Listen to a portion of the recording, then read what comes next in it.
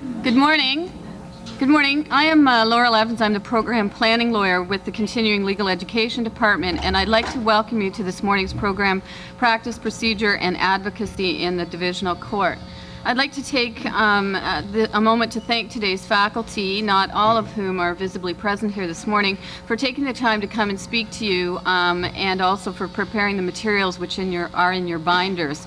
As well, today you may know there's a fairly unique session at the end which we hope that you find interesting and a good learning experience. I have to deal very briefly with a few administrative matters, including the fact that this is a non-smoking facility. If you want to smoke, you should do so outside the east doors through which you entered this morning. There are 3 public telephones which are downstairs. The men's washrooms are there as well, and the easiest way to find the ladies is to go through the big brown doors and go downstairs from the reception there. I'd like to remind you to check our telephone message facility, which is across from the registration desk at Coffee. We sometimes get messages from various firms and panic-stricken secretaries, and our only method of getting through to you is by posting a little note on that board. This morning you'll find in your binders a gray sheet which has a program evaluation form on it, and I'd like you to take the time to complete that form this morning and either drop it off in the box on your way out or fax it in later. We take your comments very seriously. We read them all, and we do rely on them for development of our future programming and for enhancing our current ones.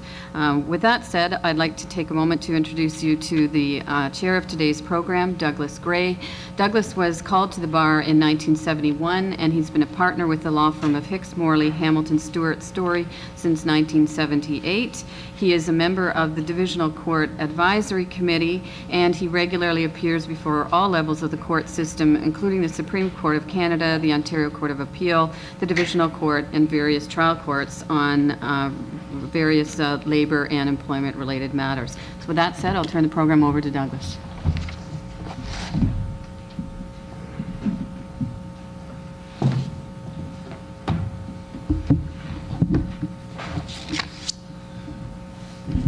Thank you very much, Laurel. I'd like to welcome you all here and thank you for coming. I hope that you'll find today's program useful and informative. Certainly that's the intention. The Divisional Court is 25 years old this year, and so it's actually quite timely, I think, for a program of this sort to be put on. And I think you'll see, and Leslie will be touching on this in her presentation, that I think we can probably conclude that the court has fulfilled the expectations of the late Chief Justice McCruer, whose recommendation it was to establish the court in the first place. Speaking only for myself, I can say that it's actually a distinct pleasure to practice in front of that court. It's probably what I hesitate to say the best run court in the province, because it may suggest something about some of the other courts, but in fact it is a pleasure to practice there for anyone who appears there at all, let alone regularly. The program itself is intended to be practical, although there are some theoretical components to it. It's intended to help the practitioner who perhaps doesn't appear there regularly, and most particularly those who haven't appeared there before. If I can just say a word about the material, you've picked it up this morning. You'll notice that there's a paper from each of the speakers, and so that you won't have to take too many notes. You can spend your time listening to the speaker and follow it along perhaps in the paper, although I suspect no one will read the papers themselves. The faculty, I think I can say, is first rate. They are an excellent group of people. I'm going to introduce each of them individually as they come up, but I can say that as a group they are superb litigators. Each of them has significant experience in the Divisional Court. I can also say from personal experience that each of them is a formidable opponent if he or she is against you. And you're very lucky to have each one of them in your corner if you're lucky enough to be on the same side. Now, at the tail end of the program, you'll see that we are putting on a mock application for judicial review. We hope that you'll find that particularly interesting. The material for that is found in the materials, found starting at tab number 5. I only point it out now because perhaps during the coffee break you might find it useful to review some of that material just so that you can perhaps get the most out of the program itself. And at the very least, you might find it useful to review the one-page synopsis of the case, which is at tab 5. If you get a chance, you might also want to review the decision of the Labor Relations Board that's being reviewed. I quickly would add that it's not a real decision. It's one that's been created for this purpose, but it's at tab number 6 of the material. So as I say, you may find it useful to review that just so you can perhaps get the most out of the program itself. If there's time at the end of each presentation, there may be enough time for a question or two, but we're running on a fairly tight schedule in terms of time, so I suspect there won't be much time for questions. At the end of the mock judicial review, my guess is that we may have a little bit more time for some questions. And we are going to try and stay on time. So what I intend to do during this exercise is to sit in that seat right opposite this podium, and I've been handed a number of rather large signs. I hope I don't have to use this one, but at any rate, I've got them just in case. So with that, if I could then introduce our first speaker, it's Leslie McIntosh, and she's going to talk to us about the jurisdiction of the court. She is a lawyer with the Ministry of the Attorney General. She spent her entire career with the Ministry of the Attorney General. She was called to the bar in 1979. She specializes, if I can put it that way, in administrative law, in the sense that most of her practice is spent dealing with administrative law matters. She's in the Divisional Court a lot. Because she's with the Ministry of the Attorney General, by and large, she spends a lot of her time defending various tribunals of one sort or another, or ministries of the government of one sort or another. Although in cases where the government itself is a litigant before some tribunal or other, she's also been there attacking tribunal decisions as well. I can say from personal experience that Leslie is an excellent lawyer. You will learn a lot from her. And with that, I would ask her to come and tell us about the jurisdiction of the court. Thank you.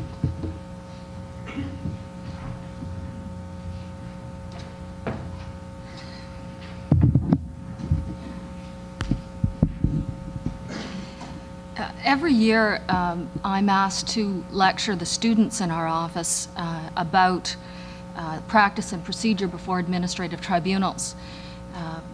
Next year, we won't have any students in our office, but that's another long story that I'd be happy to talk about later. And I always tell them that before I get to the nuts and bolts of procedure before administrative tribunals, they're going to have to sit through my lecture on the history of administrative law. And of course, that produces a collective groan from the students. And then, much to their great relief, I tell them that there is no history of administrative law.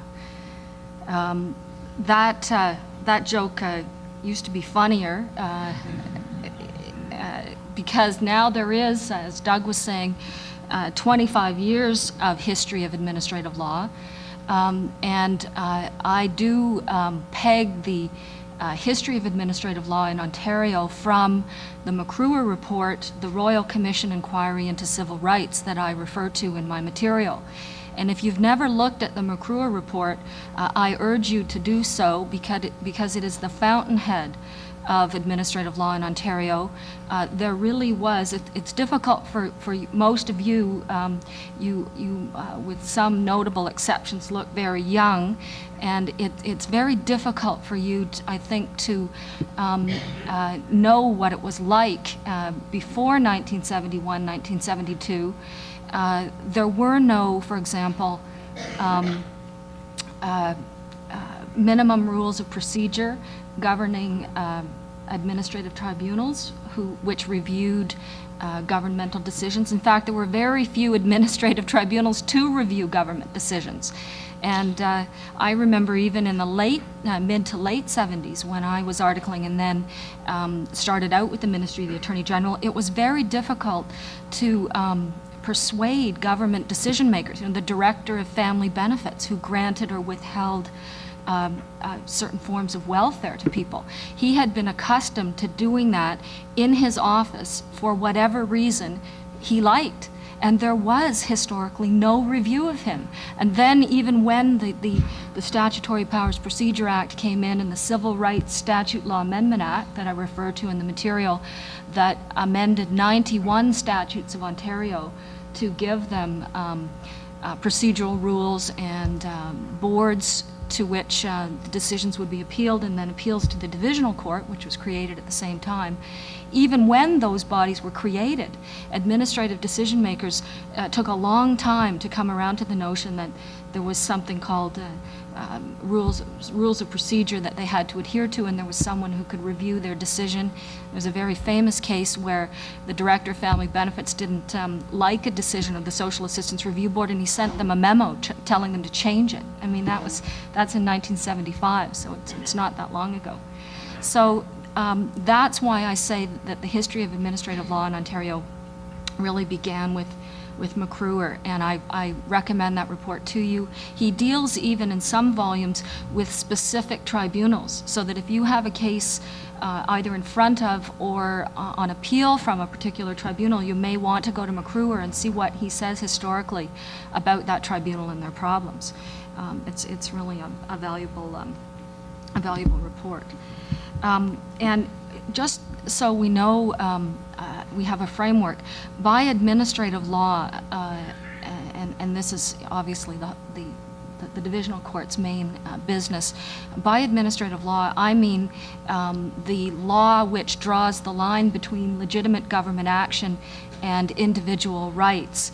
I think my colleagues in the private sector would say probably, I say it sort of neutrally, being a government lawyer, they might say it protects individuals from interference by government. But that's what I mean by administrative law, and one can quickly see that even in some countries of the world today, there is no tradition of administrative law. There's no sense of an entitlement to be protected from government interference, and because of the monarchical tradition and so on, and the evolution of parliamentary democracy, administrative law sort of developed piecemeal until, I think, this regime in Ontario. One of the other things that happened in 1971, 1972 was the creation of the Divisional Court in amendments to the Judicature Act, which I refer to in the paper. And the Divisional Court was conceived by Justice McCruer as an appellate division of what was then the High Court of Justice. It was envisioned that the Divisional Court would be a more or less discrete division of the High Court of Justice, dealing with the new statutory appeals that were created by the Civil Rights Statute Law Amendments Act, amendments to different statutes, and with the new simplified judicial review procedure that was enacted in the Judicial Review Procedure Act 1971. And the Divisional Court did that for many years, I think more so historically than it is now, for a couple of reasons. One is that the Divisional Court got some expanded appellate jurisdiction, which I refer to in the paper with the amendments to the Courts of Justice Act in 1994, some general appellate jurisdiction, not necessarily dealing with administrative law issues, and also because of changes in practice in the Divisional Court. The Divisional Court is at a bit of a crossroads now where there seems to be a movement for it to cease to be as discrete an appellate division of the Ontario Court General Division. And where that will go remains to be seen. But for those two reasons, you may today find a Divisional Court that is not quite as as expert as McCruer, Chief Justice, the late Chief Justice McCruer envisioned with respect to administrative law. I will touch on then a couple of issues around the court's appellate jurisdiction, but I intend to concentrate on judicial review, which I think is the focus of this program. Now, in the paper, then, I deal with appellate jurisdiction beginning at page 3 of tab 1. I don't propose to read this, so if I sound like I'm moving too quickly, I apologize, but the provisions that set out the general appellate jurisdiction of the Divisional Court are reproduced in the material. There is one omission from pages 3 and 4 that I should bring to your attention, and hopefully I'll have an amended page 3 for you today, but you may just want to make a note of this right now. What's missing from there is Section 31 of the Courts of Justice Act, which is, of course, the provision that gives the Divisional Court a jurisdiction in appeals from final orders of the Small Claims Court in matters involving $500 or more. So just make a note that Section 31 should be there. I think the reason it probably isn't there is that I'm used to panels of 3, and appeals from the Small Claims Court are to one judge of the Divisional Court under Section 21(2) of the Courts of Justice Act, unless the Small Claims Court was presided over by a judge of the General Division, in which case the appeal is governed by Section 19(1)(a), which is reproduced in the material.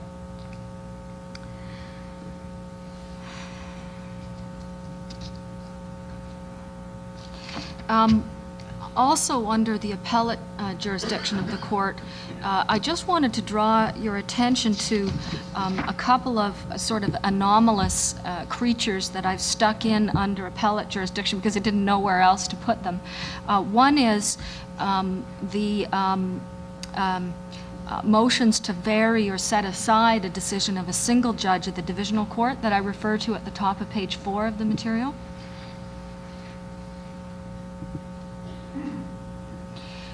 This is sort of as I say, an anomalous creature. It's not really an appeal, but it functions very much like an appeal. And you'll see that I've said there in the first paragraph on page 4 that among the matters that can be dealt with under Section 21(5) is the refusal of leave to appeal to the Divisional Court under Section 19(1)(b). If you turn back to page 3, you'll see that an appeal lies to the Divisional Court from an interlocutory order of a judge of the General Division with leave. And that leave application for leave is made to a single judge of the Divisional Court. And I say at the top of page 4 that you can get that reviewed or varied by a panel of the Divisional Court under 21(5). If you open the current version of your rules and you look under 21(5), you will see that it says you cannot have a review of a motion, a refusal of leave under 21(5). And so when you get back to your office and you might want to open your rules under 21(5) and strike out the Regional Assessment Commissioners versus Standard Industry Limited case, which appears under Section 21(5). It's cited in the Milton case, which is note 16 at page 4. The Milton case overrules the Standard Industries case, which appears in all of our versions of the rules of civil procedure today.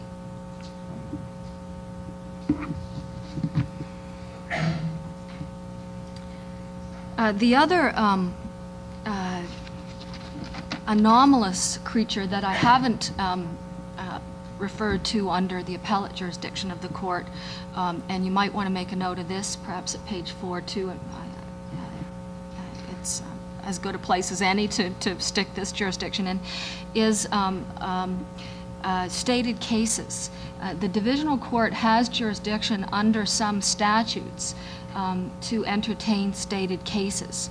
And this maybe it's actually better to put it in opposite statutory appeals on page 4, because it's I think more akin to a statutory appeal, which is actually conferred under the constituent statute of a tribunal. Similarly, the root of stated case may be conferred under a particular statute, and then generally stated cases are available where the tribunal conducts lengthy hearings that are sort of in the nature of a public inquiry. For example, some of the environmental boards have this stated case provision, and the reason for them is so that procedural matters can be dealt with during the course of the hearing and dealt with summarily, so that you don't get to the end of a 3-month hearing and have an application for judicial review and have to start over again. Unlike judicial review of administrative tribunals under the Judicial Review Procedure Act, where the court won't entertain procedural issues piecemeal, generally speaking, the stated case is designed precisely for that reason, to resolve those problems so that the lengthy and complex hearing won't have to be repeated if there is a procedural difficulty later. So do make a note of that extra sort of creature as well. With respect to statutory appeals, just a couple of other issues which I think perhaps strictly speaking are not issues of jurisdiction of the Divisional Court, but about which you should be aware,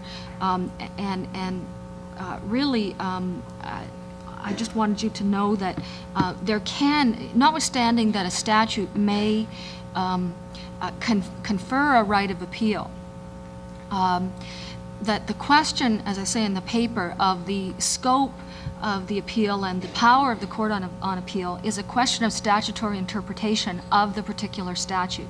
So it is very difficult, as I say in the paper, to generalize about statutory appeals. You must read and interpret the constituent statute for that appeal. And generally, I mean, I think by far the vast majority of appeals from administrative tribunals are on questions of law or questions that are not questions of fact or alone. And you should know that even where there is an appeal on a question of law, there may still be a form of deference to an administrative tribunal on a full appeal on a question of law. And the authority for that is the Pesum case that others will talk to you about, and it's cited in the material, but just for your convenience now, it's 1994, 2 Supreme Court reports, 557. So not only do you need to look at the statute to determine the scope and nature of the appeal, but you need to look at the statute to figure out what kind of tribunal you're dealing with, to know whether your appeal on a question of law is a full appeal so that there would be no deference, the tribunal has to be right, or whether there would be, it would never be patently unreasonable on a statutory appeal, that's too high, but there could be a lesser form of deference, which Pesum calls considerable deference, the content of which we have yet to determine, but there may be a form of deference even on a statutory appeal. And certainly on statutory appeals on questions of fact, even where there is a full appeal on a question of fact, the courts still require a palpable and overriding error of fact in order to interfere on appeal. And the citation for that is the Ship Kathy K case, which I think is in the material too, and I'll find that citation for you if it's not referred to you later. So that's what I wanted to say about appeals. Let me turn to judicial reviews. Particularly in the area of judicial review under the Judicial Review Procedure Act, it's necessary to know about the history of administrative law. Prior to the Judicial Review Procedure Act, the prerogative writs were available either by application or action. Mandamus, prohibition, and certiorari had to be sought by way of application, declaration, and injunction by action. And you can see right away the technical difficulties that created. A litigant had to decide at the very outset whether or not they were dealing with a judicial or quasi-judicial tribunal to which mandamus, prohibition, and certiorari would lie, or whether they were dealing with an administrative tribunal, in which case they had to bring an action for a declaration. And if you guessed wrong, your application would be thrown out without a hearing on the merits, or your action would be struck. Now, some of the commentators say, well, we don't need to concern ourselves with that anymore, because now we have the Judicial Review Procedure Act, where you just bring an application for judicial review and you can say, I want an order in the nature of certiorari or a declaration, whatever is appropriate, and you don't need to worry about those old distinctions. Well, that's true with respect to launching an application for judicial review. It's all one form now for all of these different forms of relief. But in my opinion, you still have to know the history of the availability of the prerogative writs in order to know what relief is available to you under the Judicial Review Procedure Act, and that's because the Act perpetuates the historical difference between the two forms in Section 2 of the Judicial Review Procedure Act, which I've reproduced on page 7 of the material. And you'll see right away from the section of the Act, which I've reproduced in the middle of the page, that on an application for judicial review, the court may grant any relief that the applicant would have been entitled to in, number one, an application, or number two, an action. So you have to know what you would have been entitled to in an application or an action under these old forms of relief in order to know what you're entitled to today. So let me deal with each of those in turn. I deal first with declarations and injunctions. Declarations and injunctions are a little more structured under the Act. Under the Judicial Review Procedure Act, declarations and injunctions are only available in relation to the exercise of a statutory power. You must have a statutory power, and I cite the Masters case at page 7 for that principle. And statutory power is a defined term. I've put the definitions on the next page. There are hundreds of issues arising out of those definitions, which I don't have nearly enough time to touch on. A couple of other things about declarations and injunctions that I wanted you to understand, though. Declarations and injunctions are still available by action, of course. And in fact, they're still available with respect to, by action with respect to the exercise of a statutory power. That's in Section 8 of the Judicial Review Procedure Act. I haven't referred to that in the material, so you might want to make a note of that. The Judicial Review Procedure Act does not wholly supplant the availability of actions for declarations and injunctions in relation to the exercise of statutory power. If you bring an action, you may find that the person on the other side is bringing a motion to have it turned into an application for judicial review, but it's not precluded by the Act. And the most common way in which you still see those, for example, is declarations in respect of the validity of, actions for declarations in respect of the validity of legislation, which obviously would not be the exercise of a statutory power. That is, the other thing that I wanted you to, and I refer to this in the material at page 8, I wanted you to know about actions, relief in the way of actions for declarations. In the, historically, a declaration was just that. It didn't have the effect of setting aside or quashing a decision. In subsection 4 of Section 2 of the Judicial Review Procedure Act, the court can now actually set aside a decision where you're entitled to a declaration. By contrast, under Section 7 of the Judicial Review Procedure Act, the former relief for an application for mandamus, prohibition, or certiorari is entirely supplanted by the Act, so that you cannot bring an application for that form of relief except under the Judicial Review Procedure Act. And Mandamus, I've indicated in the material when it's available. It's available to enforce a public duty, and in every case, one has to determine, this is at page 11 of the material, one has to determine whether the public duty lies on the Crown or whether it's imposed directly on a servant of the Crown.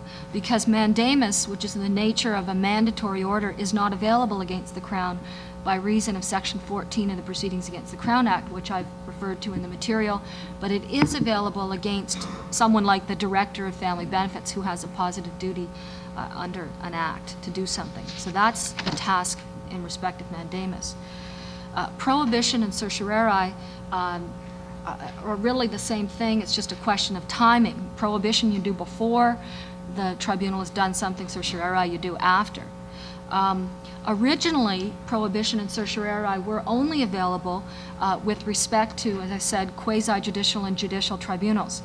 How did you know if you were dealing with a quasi-judicial or judicial tribunal? Well, the answer was it was a tribunal that was required to adhere to the rules of natural justice. How did you know that it was required to adhere to the rules of natural justice? Well, because it was a judicial or quasi-judicial tribunal. And a good expression of judicial frustration with this sort of circular problem is in a case called Voyageur Explorations, which is 1971 Ontario Reports at page 237, where the judge said that this distinction was as elusive as the Scarlet Pimpernel. This was the history of the slipperiness of judicial review. Of course, you all know that certiorari was extended to administrative tribunals in Nicholson and Haldeman, Norfolk, which is cited in the material later on. And once again, there was a lot of commentary saying, well, that now that obviates the need for us to examine the nature of the power that's being reviewed. Well, the answer to that question, I say, is still, or the answer to that proposition is still no. It doesn't obviate the need to examine the nature of the power, because the nature of the power dictates the contents of the rules of natural justice or procedural fairness. We know that from Martineau that I've quoted in the material. And we also know that the categories of decisions that are amenable to certiorari and prohibition are not closed, and that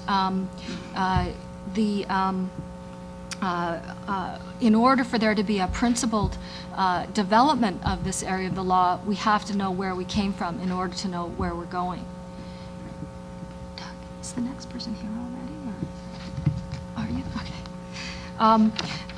I can tell you I've talked about some of the developments in terms of recommendations and investigations being perhaps subject to judicial review, and about executive action being subject to judicial review, and I'd be happy to answer some questions about that. And Doug has held up the stop sign to me, so I was going to go on and tell you the grounds upon which, in sort of 25 words or less, certiorari and prohibition is available. If anyone wants to know, I can give you the 25 words in answer to questions later. Thanks.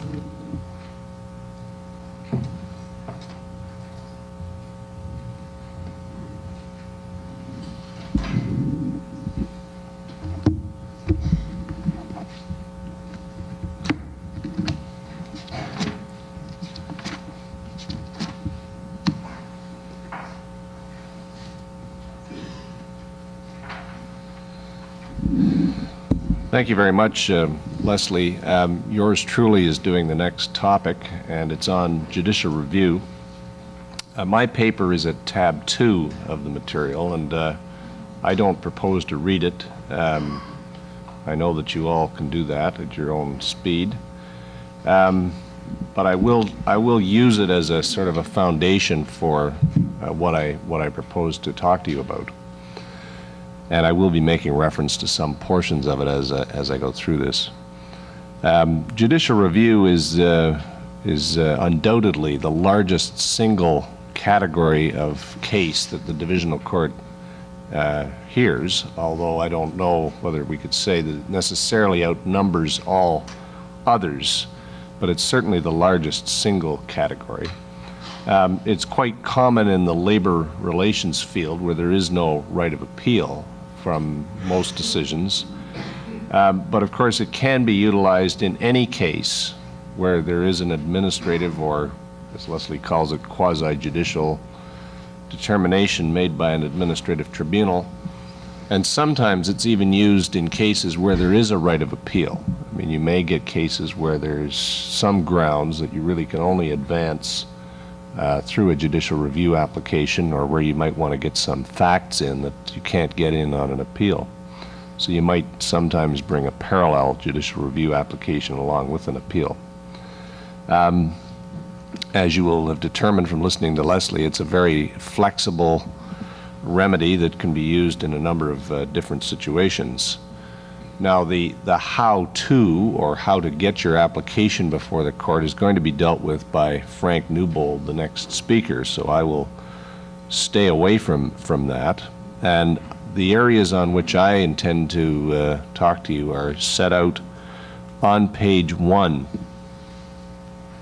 of my paper. I intend to talk about the standard of review, what the court should do about factual matters, some discretionary issues, and then finally something about the standing of the tribunal itself in a case where you're reviewing a decision of a tribunal. So in terms of the standard of review, you'll obviously hear more about this when we get to the mock application for judicial review, and I imagine you'll hear a lot of debate pro and con about that. But from the litigant's point of view, and assuming you're acting for a litigant who's unhappy with a decision of some sort, the issue is how do I attack this decision that I don't like or that my client doesn't like? Now, in order to address that, I mean, it's easy to say, well, I don't like the decision, so let's run off to court. But, you know, as a practical matter, you have to know what the grounds are that you can, on which you can do that.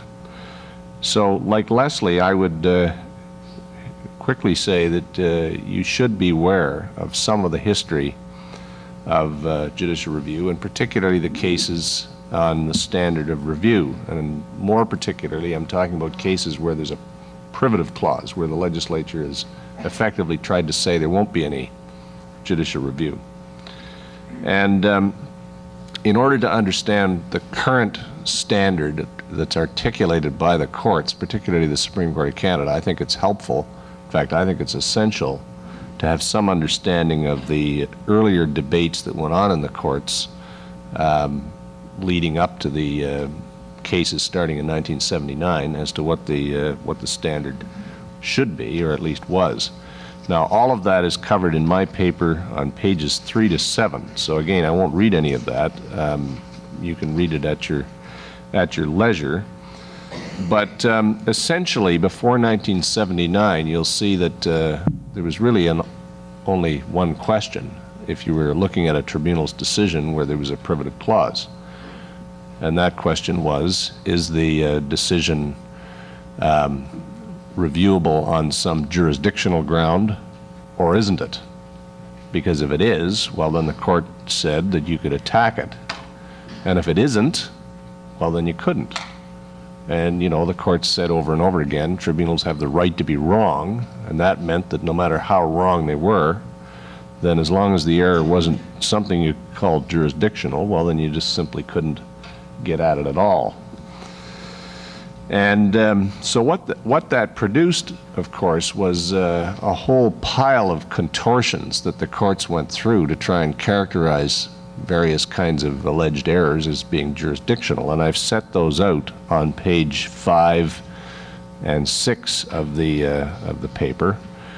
And you know, you could talk about decisions or portions of the decision being preliminary or collateral, and you could talk about whether or not the tribunal had asked the wrong question, or whether it had taken into account irrelevant factors or something of that sort.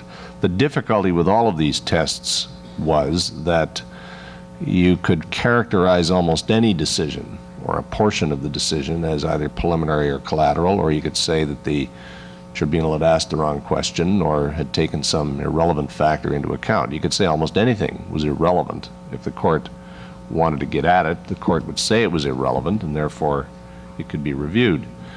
Now, of course, the reason, I think, in hindsight, the reason the courts went through these sorts of backflips to try and, formulate theories of what was jurisdictional and what wasn't, was because the flip side was that if you couldn't call it jurisdictional, you couldn't attack it at all. So that meant that no matter how outrageous the decision was or how offended the court was at the result, if it couldn't be called jurisdictional, well, then you just simply had to leave it alone. And many judges didn't like that, so they went through these sort of contortions to call something jurisdictional. I think in hindsight, it's fair to say that many of the so-called jurisdictional errors that the courts identified would, if looked at today, the courts would be hard-pressed to say that they're really jurisdictional in any real sense. Although I imagine that many of the cases might be decided the same way, based on the current kind of theories that the courts espouse. Now, all of this started to change in 1979 with the New Brunswick liquor decision, and I've sort of analyzed that on pages 7 through 9 of the paper. And I think that decision was misunderstood, but essentially you'll see the quotation at the bottom of page 8 and the top of page 9 from Mr. Justice Dixon's judgment for the court. It was a unanimous decision in which he starts to talk about something being patently unreasonable. And it was with that decision that all of a sudden there was a lot of confusion about what the real standard of review was. And some courts, including the Divisional Court, started to say, well, maybe there really is only one test now. I mean, the court talks about the decision being patently unreasonable. Maybe that's all we have to look at, is look at the decision and decide whether it's patently unreasonable. And you'll see at the bottom of page 9, there's a quotation from a decision by Mr. Justice Reed, and all of you will know how expert he was, and I guess still is, in administrative law. And he thought that's what the court meant. Well, the court later on, the Supreme Court of Canada later on, said, no, that's not what we meant. In fact, there still is something called jurisdictional error.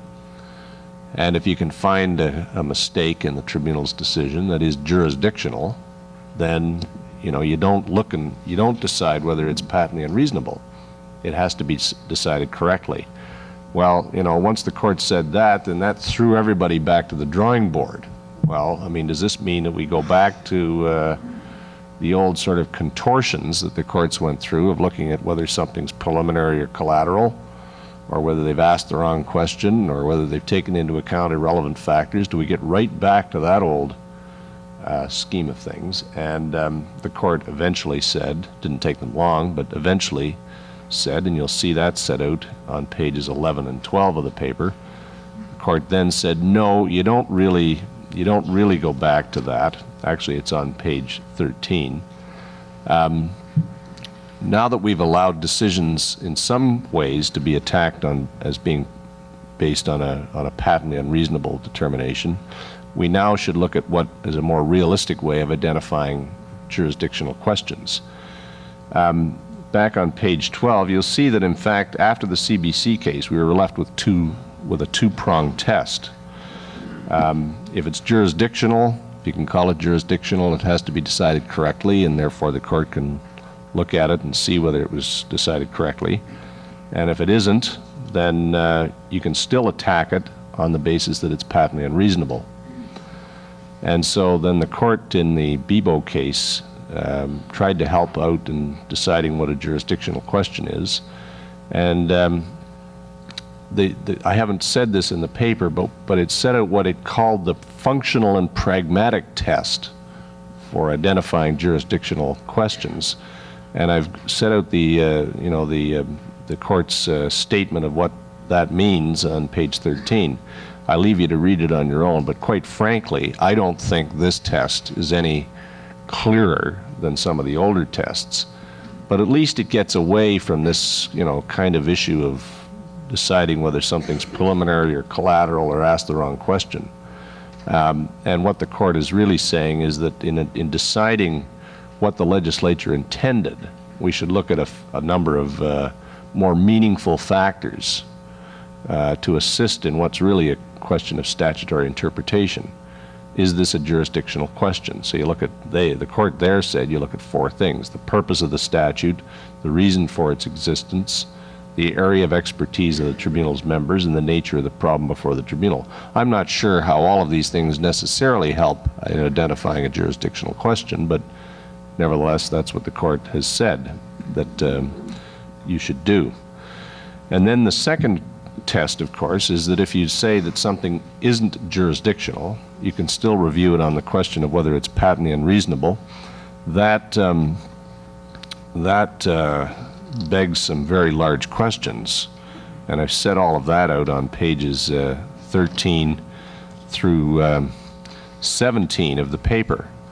And the court has actually started to go through a number of backflips of its own and trying to define what patently unreasonable means. And I defy anybody to come up with any kind of description of what patently unreasonable means. And in fact, if you look at the court's decisions on it, I don't think you can determine any thread of reasoning that will assist very, very much in deciding whether something is patently unreasonable or whether it isn't.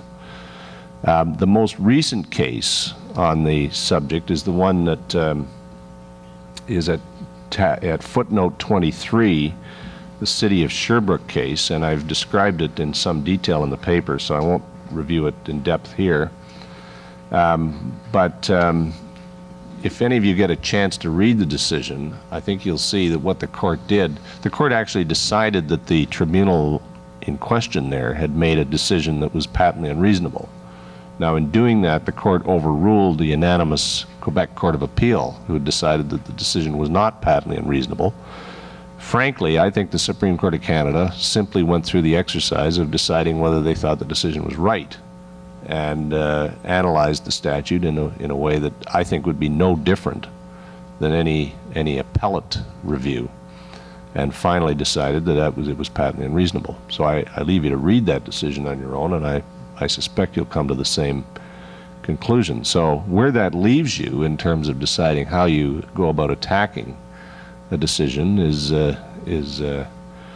very much up in the air. But when you sort of step back and look at the issue and the final analysis, what we've ended up with is not an unreasonable, logical set of rules. In other words, you can look and see whether the tribunal is exercising the jurisdiction that the legislature has set out for it, and if you can say that it hasn't, then you can attack it, and on the basis that it has to be correct. And if it even if it has stayed within its jurisdiction, you can still try and attack it on the ground that it's patently unreasonable. At least this seems a little more logical and straightforward than the old sorts of contortions that the court had to go through in trying to characterize something as jurisdictional when it probably really wasn't jurisdictional. I don't think the court's got to where it is through any greatly sort of logical or coherent process. I think you'll see when you look at New Brunswick and CBC and Bibo, the three cases that kind of took us to where we are, that I hesitate to use the word stumbled, but perhaps the court gravitated towards the current regime in a series of steps that hadn't been really that well thought out in advance, but in the end result is a little better than it used to be, and is a little more coherent. So where does that leave the litigant? Well, if you're deciding whether or not to attack a decision in the final analysis, I think it, by and large, comes down to a gut feel. If the tribunal's gone off on a complete tangent of its own, well, perhaps you can try and argue that it's made a mistake in jurisdiction. If it hasn't, then you have to sort of get your senses in line and decide whether it's wrong enough that you can still take a run at it on the ground that it's patently unreasonable. That may not be overly helpful, but at least it's helpful to know that that's about the best you can do in making that sort of determination. So that's all I intend to say at the moment about the standard of review. The next topic I'd like to just touch on is at page 22 of the paper, and it deals with some discretionary matters. And there are a number of areas where the court has said that it may well decline to hear a case on the merits, even though it may be entitled to do so. And I think it's helpful to know what those are. And so I've set them out on page 22. And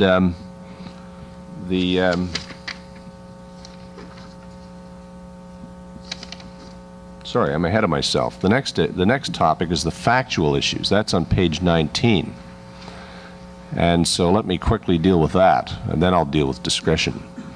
The issue in here is not so much when you're entitled to put facts before the court by way of affidavit, but essentially what the court should do about it if it turns out there's a dispute on those facts.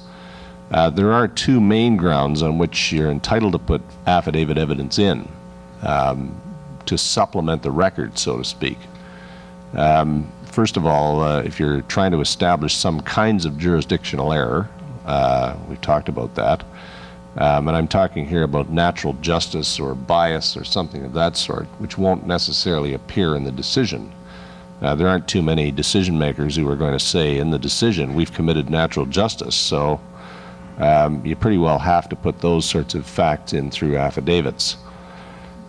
Secondly, if you're trying to argue that the decision is based on no evidence, there was no evidence on some material point, the courts have said quite clearly you're allowed to put affidavit evidence in to show that. Obviously, again, there aren't too many tribunals that are going to come right out and say, well, we've made this decision on no evidence. So, assuming you can get the affidavits in, well, then the question is, what happens if it turns out that there's a dispute about what the facts are? Your opponent puts in contrary affidavits. Perhaps there's cross-examination on the affidavits. And in the final analysis, you're left with the determination of how do you sort out the conflicting facts. And the court, I think I can say, there are some judges in the court who are uncertain of how to deal with that. There's one school of thought that says, well, this court really isn't equipped to deal with disputed facts. We're not a trial court, so perhaps what we should do is simply tell the applicant to go away and bring your case somewhere else. Either maybe you bring an action, have it heard in the trial division. There's another school of thought that says, well, maybe what you do is say that the applicant has the onus, and the applicant, to the extent that the facts are in conflict, the applicant loses. And I don't think either one of these approaches are very satisfactory, certainly not to the applicant who says, well, these are the facts as I say they are, and if I can make them out, then I should win. And frankly, I think that there has to be a better way than simply throwing up the court's hands and saying, well, go away and go somewhere else. And the court does have the power to order the trial of an issue if it chooses to do it. It has been done rarely, but I believe that it can, and in a proper case, should be done. So that in the final analysis, I don't think a litigant should shrink from making out a case if it depends on disputed facts. And I think that there are avenues to sort out disputed facts, which the court can and in most cases should use to resolve it. So let me move then to the area that I perhaps too quickly got to, and that is these discretionary issues. There are a number of discretionary grounds on which the court can decline or refuse to hear the matter, and I've set those out on page 22. essentially there where you've got some sort of preliminary decision or interim decision. Leslie touched on that this morning. The second is a sort of a clean hands type of approach. If the applicant's conduct is outrageous in some way, then maybe the court, in its discretion, will say they won't grant relief. And then the third one is a rather nebulous ground involving delay. And I'll just say a few words about each of these. The first one, I think it's important to remember that even though the court has said that they're reluctant to hear applications arising out of an interim decision, the court has also been careful to say that it is a discretionary thing and that the court still can, and in a proper case will, hear applications from interim decisions. In fact, there are some interim decisions, it seems to me, where if you don't attack it right away, then the damage will have been done if you wait. For example, if the tribunal were to order a party to produce material that was privileged or said to be privileged, then of course if you wait till the end of the case, by the time you get around to complaining about it, then the material will have been produced and any privilege you have is probably gone, or at any rate the damage has been done. The material that you say is privileged is now produced. So as a practical matter, you may have no realistic option but to proceed and attack the interim decision.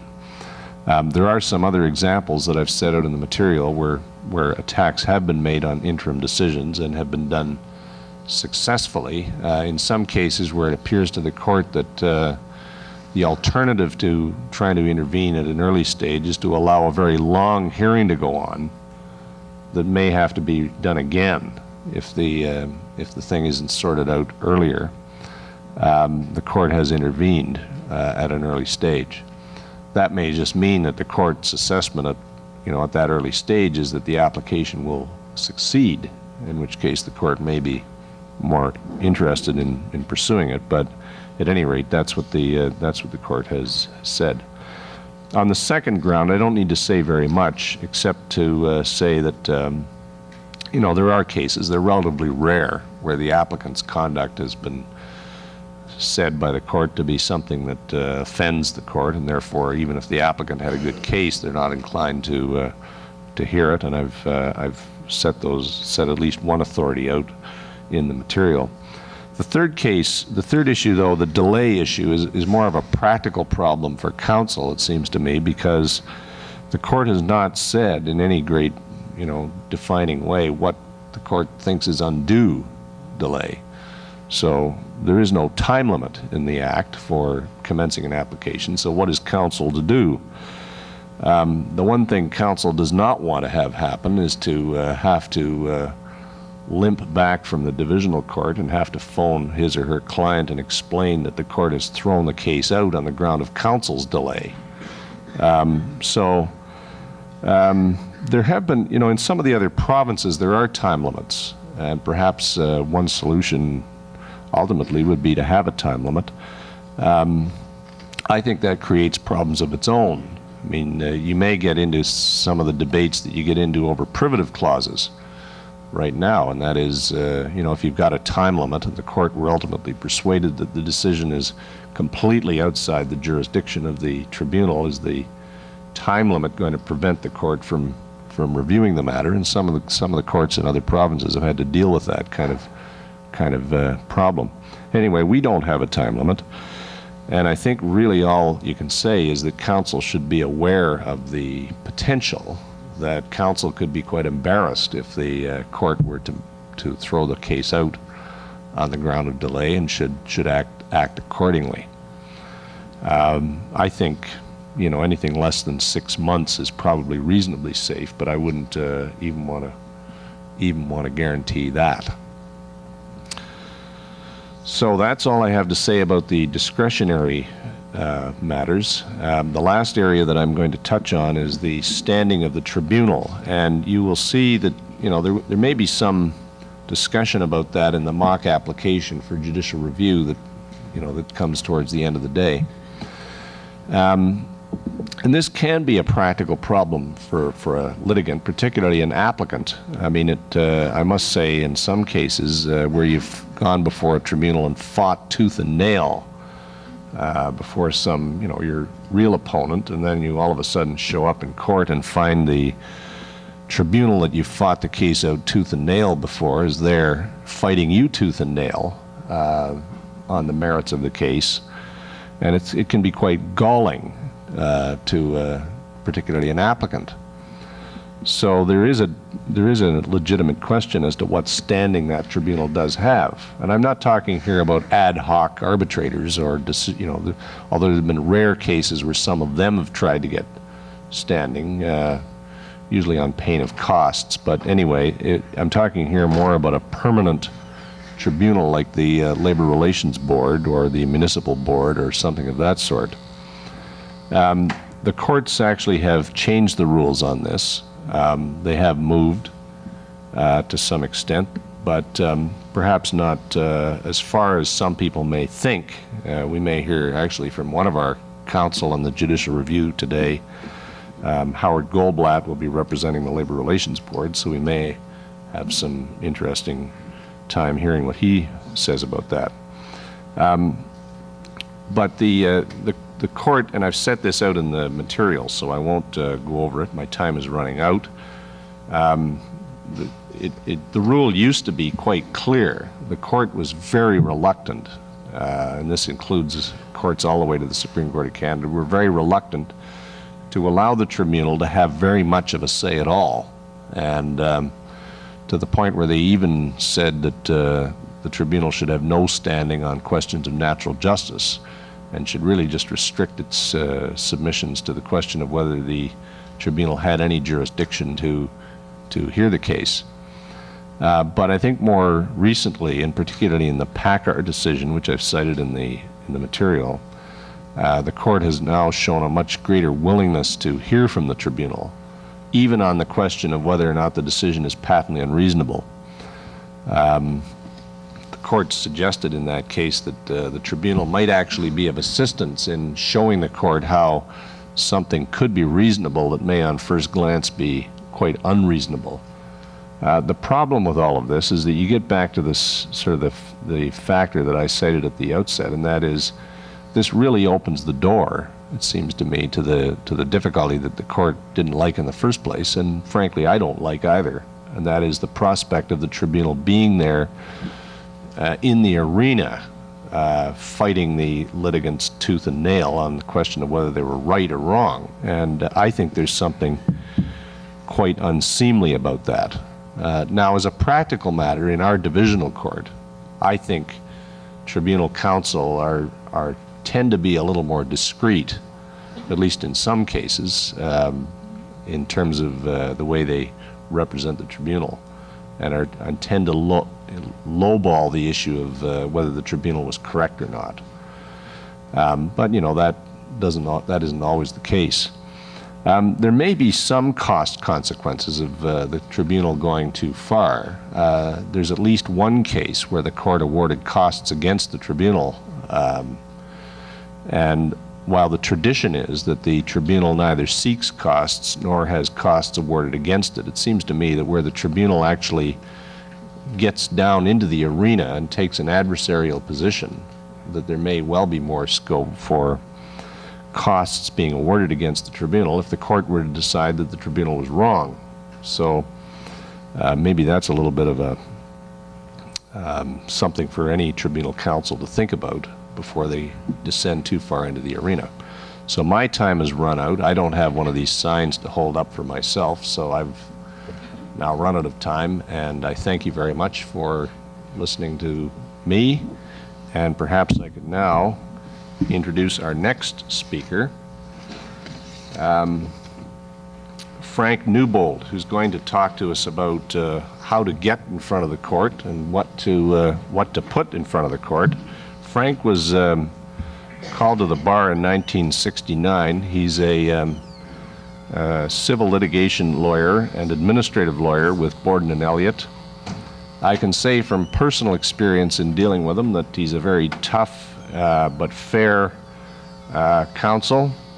Most recently, those of you who read the newspapers will know that Frank acted for the public trustee in some litigation involving the share price of Maple Leaf Gardens stock, and he helped get the share price up to some level that benefited some charitable organizations more, although I probably should say that Mr. Stavro, I suspect, wouldn't use the word helped to describe the nature of Frank's involvement. So with that, if I could ask Frank to take over and speak to us. Thank you.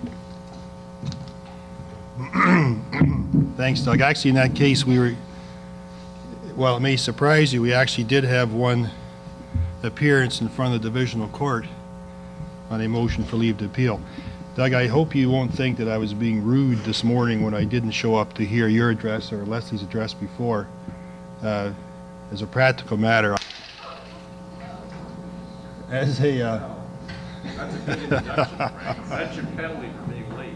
Yeah, I've been, yesterday afternoon, we finished the evidence in a trial, and we finished the evidence yesterday, and we started the argument 11:15 this morning, so I occupied other things. And I noticed that this subject is a dry subject, but I couldn't help but notice Murray leave the room as soon as you finished and started introducing me.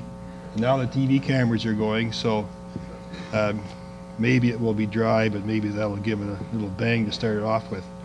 I looked at the program and I see that some of this paper has repeated what other people have said, and I'm not going to get into that. What I'm going to do is deal with how to get there and what to put there. And a great deal of this is the kind of stuff that nobody would remember from a lecture like this. A lot of it's in the rules, a lot of it you have to follow. I think what I'll do is look at some of these things and give you, from my perspective, a bit of experience, whether it's good or bad, as to what I think court's like. Because in the end, my experience in front of the Divisional Court, like any court, is they sure like people who can make things simple and make points simple, and they don't like to be hidebound by the rule. If you got someone hidebound by the rules and they're all over the place and you can't understand them, they may be following the rules. They prefer someone else who is making it simple for them in a straightforward fashion. And sometimes that involves following the rules to T. More often it involves using the rules as a tool, but trying to, in the end, as we're all advocates, trying to persuade them to our point of view.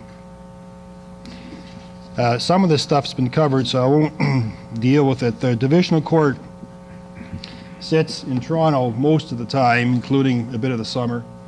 It now sits in 7 regions around the province, and some judges in Toronto are going out, some judges out of Toronto are sitting in regional centers, some regional judges are now coming to Toronto to sit in the Divisional Court. It's now becoming a very mixed bag over what it was at the beginning when it was first set up to be a court of specialists that was supposed to, the theory was that these specialists would know the law in the area.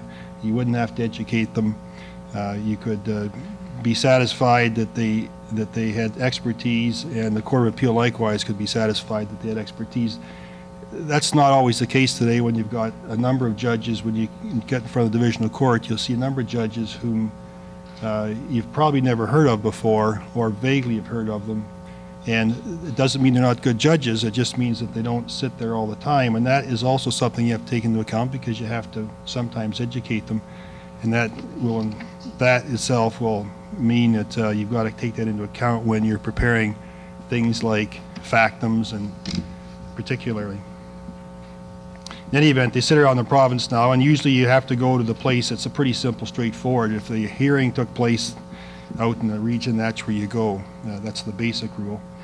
The judges, the Divisional Court will sit singularly to hear motions for leave to appeal. Generally, they sit with a panel of 3 judges. There are exceptions, but if statutes provide for exceptions, but they generally you'll have a full panel.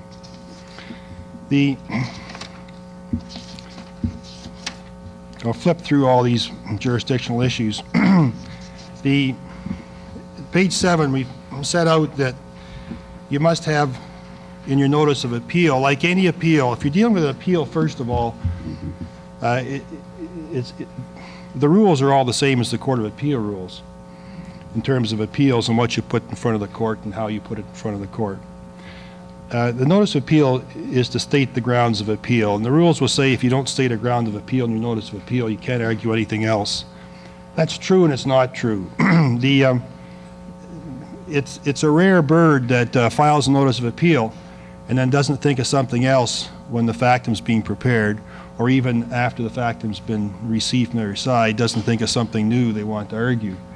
The best rule to follow is when you think of something new, give everybody lots of notice. The courts aren't, my experience is that judges aren't, if someone stands up and says, he didn't put that in his notice of appeal, if it's in the factum, they won't even listen to that argument. If there's been proper notice given so that no one's taken by surprise, then you usually can get away with it. So the rule is, and you will all think of something new after you filed your notice of appeal. If you've got time, if you want to be technical, file a supplementary notice of appeal. Put it in your factum. If it's your factas are in, send notice around to everybody that you're going to argue another ground of appeal, and here's what the argument is, so that they've got time. And you can probably get away with it, but don't walk into court and say, I thought up of something last night and I'm afraid I didn't have time to give my friend a notice. That's when the rule will be used to hit you over the head. The rules, you have to file a certificate respecting evidence, and as does the other side. Give some thought to that. It's easy when you file an appeal to say, well, let's just throw all the evidence in and we'll worry about it later. Judges are human. Judges have to take things home to read at night. Judges, surprisingly, like lawyers, get tired. And if they sit and read through an appeal book, 3 volumes long, and there are about 3 documents that are of importance to each side, they're not going to thank you for it, and it's not going to help you when you get up on your feet in front of them. Give a bit of thought to what you want to stick in that appeal book. Most cases don't, in trials you throw in documents, you think they're important.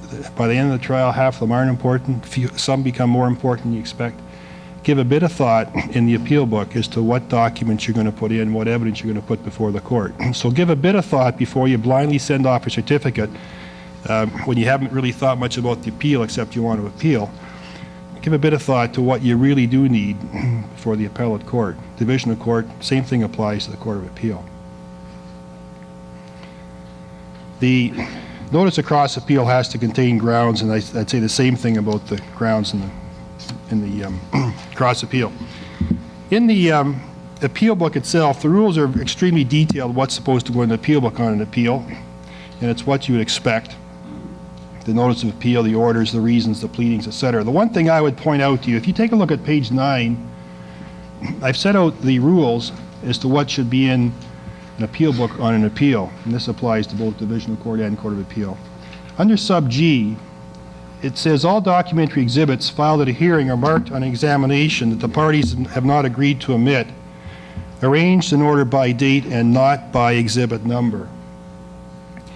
Take it from me, if there's one thing you want to do to upset the judges in the Divisional Court or the Court of Appeal, put the exhibits in order other than their dates.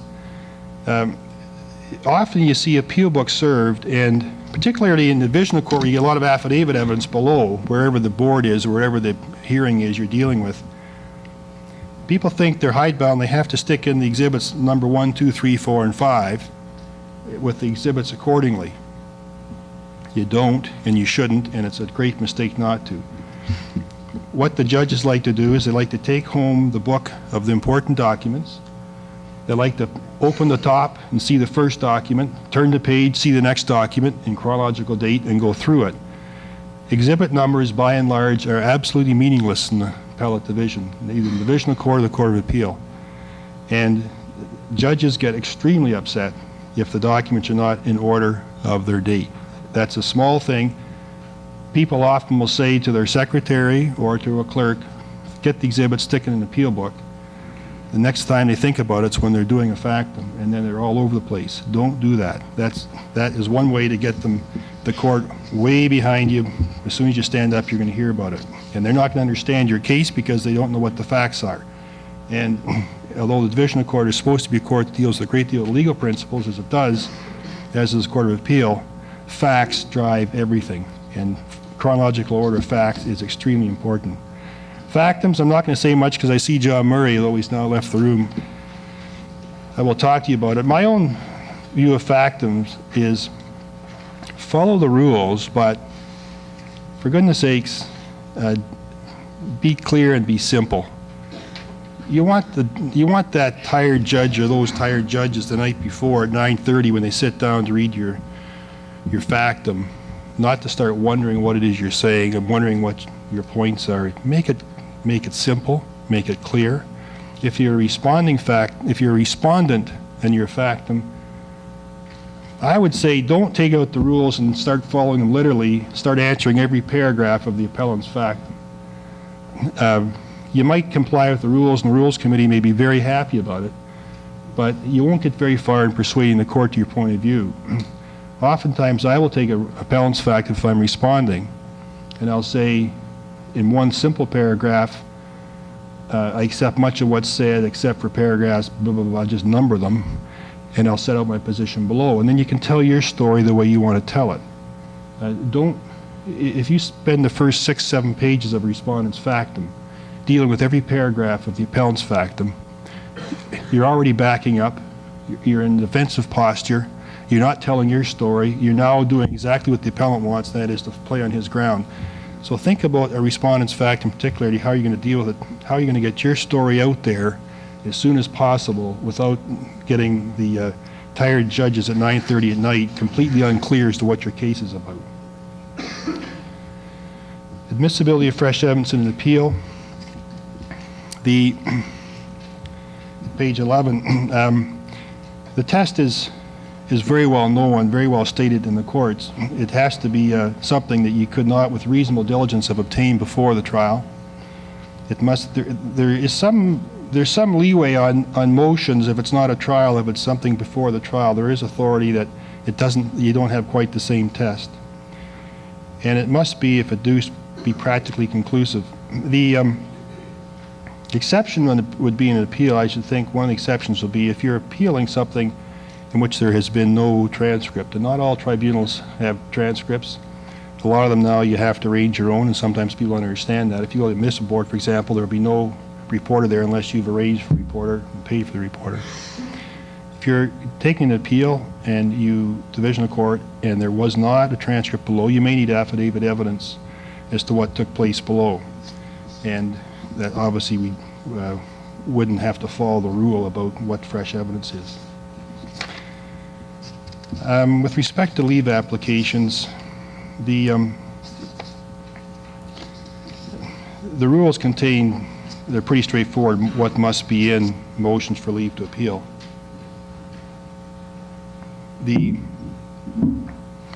My experience of leave motions is that they're tricky. You don't want to burden the court with bundles and bundles and bundles of paper. You don't have a lot of time to argue it. The court will not be persuaded because there are 3 volumes of documents to look at, exhibits to read through. They're very tricky. You've got to run a balance between saying to the court, there's been a mistake here, and if there's a mistake, that's obviously something that's helpful to you. But you've got to get them interested in it, and you've got to show them that this isn't something, as odd as it seems to clients. When you tell a client, I've got to leave to appeal, and it doesn't really matter whether it's important to your case, I've got to show it's important to other people. Clients don't really appreciate that. You've got to show that it belongs to something, to more than your client. You've got to think about that. How do I tell the court that this is greater than my client? Are there other cases in the works? Should you be getting an intervener involved to try and intervene to say it's important to that intervener's interest? You may want to think about that. Are there other statutes, apart from the statute in question, that would be governed by the same kind of problem?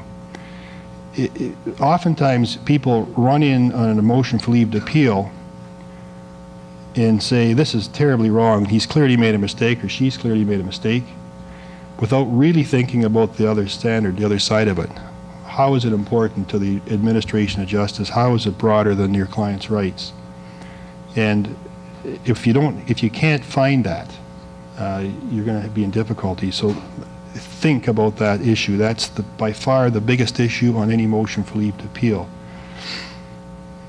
Let me say that in Maple Leaf Gardens, when Devillano and Ornest got leave to intervene, that's when there was a motion to appeal, for leave to appeal to the Divisional Court. Now, they weren't listening much to about anything in those days, but they certainly didn't take heed of that rule about they've got to find some other interest, and they didn't get very far. Judicial review.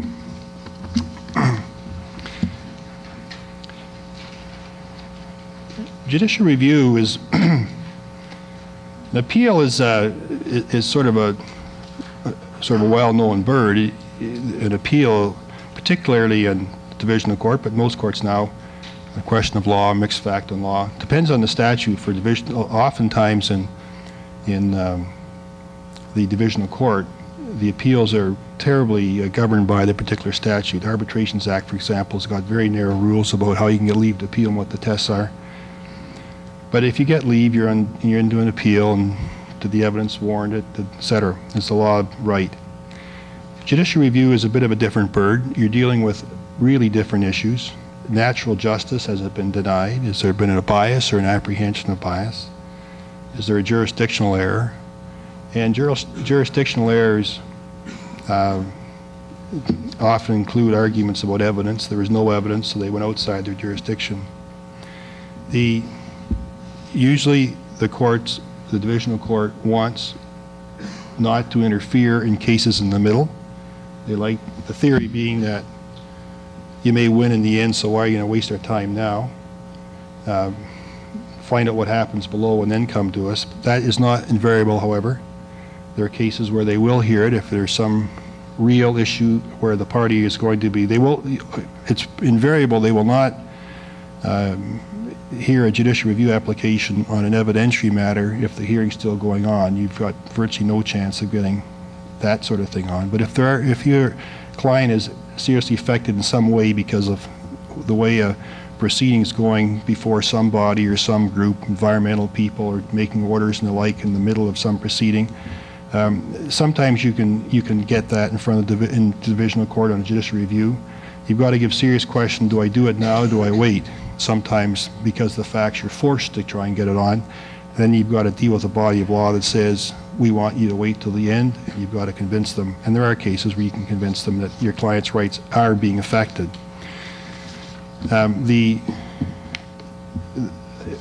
Page 18, I've set out a reference to privative clauses and jurisdictional error. That governs a great deal of, and I'm sure you heard it in spades this morning when Doug was talking about labor matters. That's clearly a huge issue in that field.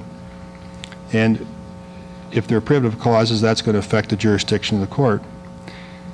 As I said, finding a fact, if there are no facts whatsoever, people argue they've made a jurisdictional error, stepped outside their jurisdiction, decided on some other ground they shouldn't have. There's never been a jurisdictional argument by itself that had any sex appeal, that had any interest of many people except black-letter lawyers and a bunch of dull judges. What you have to do is you have to try and dress that jurisdictional argument up. Every jurisdictional argument has a set of facts, and while you're fighting a court that says we're not going to review the facts, you've got to get them in some fashion before the court, and you want to think about that. But how are you going to marshal the evidence that's below the facts to try and convince someone there's been a jurisdictional error? If you can get the court to listen to the facts and get them convinced that whoever or whatever body below screwed something up, then they're going to be listening to that jurisdictional argument a bit more. Don't make it dull. Don't make it a bunch of law without the facts. And so that in itself means you've got to consider how are you going to get evidence before the board or the Divisional Court on on a judicial review application, which I'll deal with in a moment. I don't know whether anyone else has spoken of this. At page 20, we've set out in very brief form the current law on the spectrum of curial deference. And if ever there was a moving target, an ever-flowing stream that seems to ebb and flow and curl around, it's this whole question of curial deference. And at the moment, the Supreme Court has given scope to counsel, great scope to counsel to be arguing cases. There's now a spectrum of curial deference in the last few years. Its deference is highest, they won't interfere. It's highest when there is a privative clause and the question was within the jurisdiction and there's no statutory right of appeal.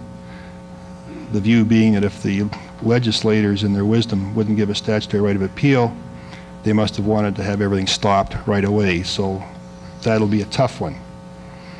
The court said that the deference is at its lowest when the issue goes to jurisdiction, when there is a statutory right of appeal, and where there is no special expertise in the particular area involved. Although it's hard to find things before the Divisional Court where someone's not going to say, but those people deal with that every day, surely they know what they're doing far more than we do. But the Supreme Court has said that that's where they'll be at its lowest, and they'll apply a functional and pragmatic test, whatever that means, to determine in each case just exactly where in that spectrum they're going to put the line in the sand. Now, page 21, we start with what should be in an application for judicial review. The one thing to notice, it's not like a motion ordinarily. You must issue it before it's served. You must serve everybody, and once it's been issued, and if there's a constitutional question involved, you must serve the relevant attorneys general. The tribunal itself is usually served, and the tribunal then will file the record, and I'll get into that in a bit.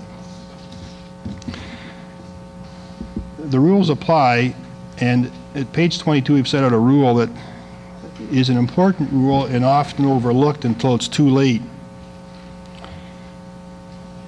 Particularly if you're responding. Where you see an application and you've been served with an affidavit, oftentimes the first reaction is, I'm going to cross-examine that affidavit and show these people for what they are. You've got to file your own affidavit first, and if you don't, you will not be able to cross-examine, and that's one rule that's normally upheld by the courts. They do not usually let you get around that rule. So you've got to consider what you're going to say in your affidavit, and you've got to file that affidavit. Sometimes, depending on the particular issues, sometimes it's better not to cross-examine. Sometimes it is. If you want to, if it's part of your case that there is a difference of evidence below, and that difference of evidence is helpful to you, why cross-examine? File an affidavit setting out the difference of evidence, and then do nothing if the other side wants to cross-examine your party. If he or she half stands up, then you will not have to cross-examine. So think twice before you cross-examine. The record of the proceedings is pretty well set out in the rules. The couple of things I would suggest to you, at page 24 we've set out what the record for a judicial review application will include. One thing, and starting at paragraph 20, page 25, we reviewed the issue of affidavit evidence. In judicial reviews, often you need affidavits because of what happened below. You're not always going from a tribunal where everything is on the record and there's been a transcript of the entire proceedings. For all kinds of reasons, the kinds of things you want to do with bias applications and the like, you need other evidence. It's done by way of affidavit. You have to keep in mind what the purpose of it all is. Sometimes, to establish an absence of evidence, it may be that you simply say there was no evidence. You can file affidavits of various things, and we've set out a few cases here where affidavits were allowed of various things, including newspaper articles because it was relevant. At the top of page 26, a case dealing with improper agreements on the part of municipal councilors prior to passing a resolution. The municipal law is full of cases where the local politicians are involved in local politics, and it's often an issue about who's doing what to whom, who's paying off whom, there are always allegations, innuendo. You have to be careful what you put in an affidavit, but you do all that by way of affidavit. I was asked to comment on members' notes or internal board correspondence. The simple answer would be that if it's important to you and you have access to such documentation and you need it before the court, put it in an affidavit. There was a case several years ago involving, I believe it was the Royal College of Physicians and Surgeons, where I think that was the board where the losing party got wind of the fact that the decisions were being written by counsel for the board and just being signed and rubber stamped by the board itself. I don't know how they got wind of that fact, but they did, and all that was put before the court by way of affidavit evidence, and it was all set aside with some scathing comments. So I'm sure that if, for example, there was an issue before some board, and if there wasn't a transcript, for example, and there was an issue, was there any evidence on a point? And someone said there was no evidence on a point, and the other counsel said, oh yes there was, and you had competing affidavits. Perhaps it's possible that the member who heard the matter might give access to his notes to see whether in fact he took down anything or not. You can see how a board member is going to be reluctant to do that, but if it's relevant, they might be willing. I've never been involved whether push comes to shove, you can force it from them, but if you do get them and it's important, just put it in an affidavit. I think my time's about up. Electronic filing is in the paper, but basically we're saying it's not here yet. For the Divisional Court, it might be. They're going to have the greatest computer system called Cactus eventually, but it's not yet up. There's a case book now, and there is a standard case book for Divisional Court, which you may have seen the rules recently. We referred to it in our paper. Divisional Court now keeps a list of the cases which they have their own case books, and you don't need to put those cases in a case book. In fact, when you think about the tired judges going home at night to study your case for the next day, they don't want to pick up a great big case book full of stuff they've already got in their other book. So don't do it. They now want you to refer to the case in their case book, and you can get a copy at the court. I think we've got it with our material. One thing I would say is that if you want to refer to a case and there's a passage that you think is of particular importance, particularly now when you've got a lot of judges who are going in and out of the Divisional Court, stick a page or two in your case book. Stick the head note in the page or two you're referring to. You can do that in any appellate court in any time. You don't need to have the full case. One time people thought, I've got to put every page of every case in or else the judges get mad at me. That's not the case. Stick the head note, stick the page or two you want, even now in the Divisional Court where they've got their own case book. And that way you can make your point without having too big a bag for the judge to take home at night. And I think that's my time to... And if I leave soon, I hope you won't take it personally, but... Thank you very much, Frank. And actually, I wanted to say a word about Frank's apology that he tendered for the time he arrived, and I want to assure him that no apology is necessary at all. We obviously know that when you're in the middle of a case, it's actually quite remarkable that you were able to get here at all, and we're very grateful that you were. And I'm sure, although you didn't say this, that I'm sure you had to get an indulgence from the trial judge in order to be able to come here and share your thoughts with us. So for that, we're all very grateful. This is our coffee break. We're going to try and stick to the 15 minutes that's allotted. And again, I'd suggest that if you haven't had an opportunity while flipping through this material to look at the material for the mock application, that you might spend a few minutes over the break doing that. And so we'll see you back here in 15. Okay? Thank you.